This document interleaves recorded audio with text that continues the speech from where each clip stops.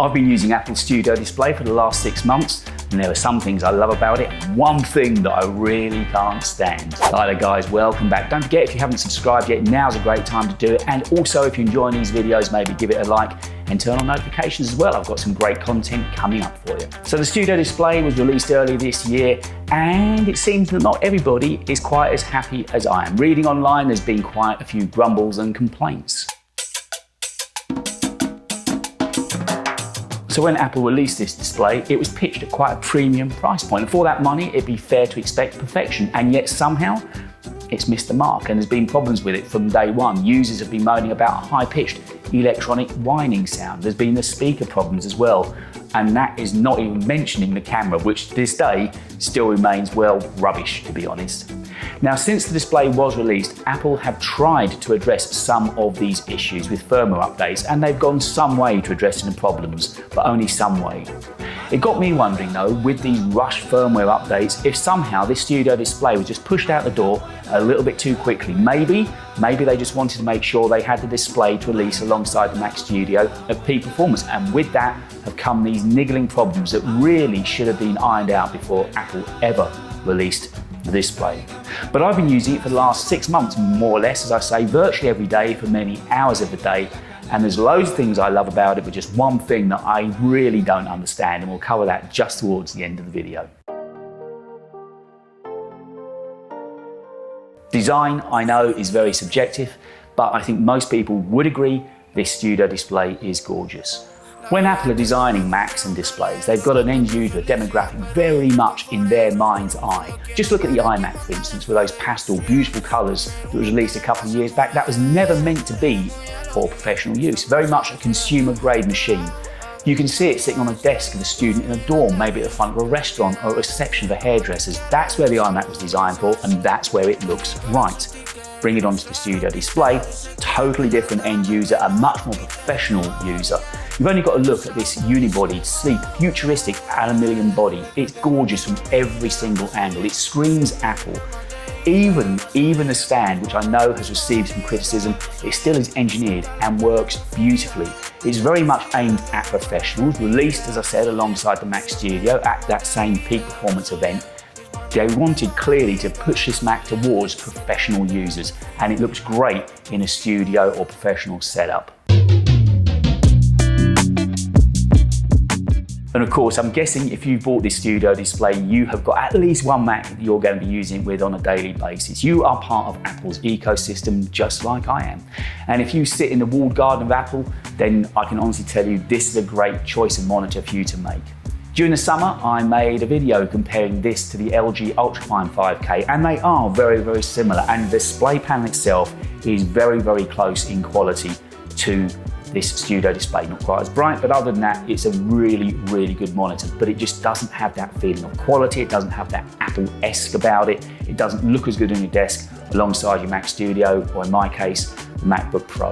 Of course, it's super simple to connect up with the MacBook Pro just via that Lightning cable. It charges the Mac up at the same time, and the two just integrate and work perfectly. There are no controls on the Studio Display at all. You control everything, the brightness, all of the settings, the desktop, screensavers, everything is all controlled via your connected Mac.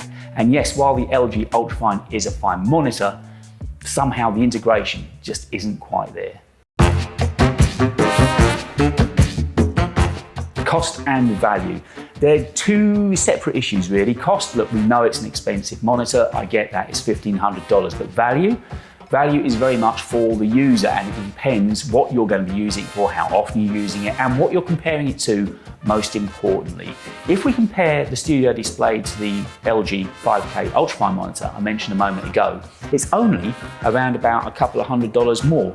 And for the lifespan that you're going to get out of this Studio Display, I would say that a couple of $100 pales into insignificance, in all honesty, and you're doing away with the black plastic and the rattles and the creaks that the LG Ultrafine has certainly got. With this, you're getting a beautifully engineered Apple display that sits well on your desk and fits into that Apple ecosystem. Now, as for value, again, it depends on what you're judging it against. If we use the analogy of cars, for instance, if you look at a Bentley by itself, it's not great value. $250,000 clearly isn't value, but it's only when you compare it, say, to a Maybach or a Ferrari or a Rolls Royce, suddenly it begins to look good value because in amongst its peers. It's the same with houses. You've got to look at like for like. So comparing this, the LG Ultrafine is the obvious one to compare it to, at just a couple of $100 more expensive than that. I think, yeah, given the length of lifetime we're going to get out of this, and don't forget, this should last you a very long time, then I think it is good value for money.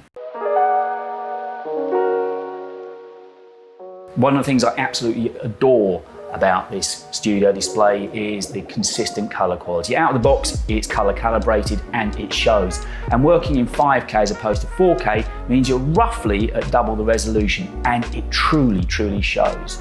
Working at kind of arm's length away from the monitor, this retina display means you're never going to see pixels in images or in lettering. I love the brightness of this monitor, up to a max of 600 nits when you're working on it all day long. That really does matter. Color-wise, you get up to 1 billion colors on this display. It's got P3 wide color, and if you like it, I'm not a big fan of it, but if you like it, you've got True Tone technology as well.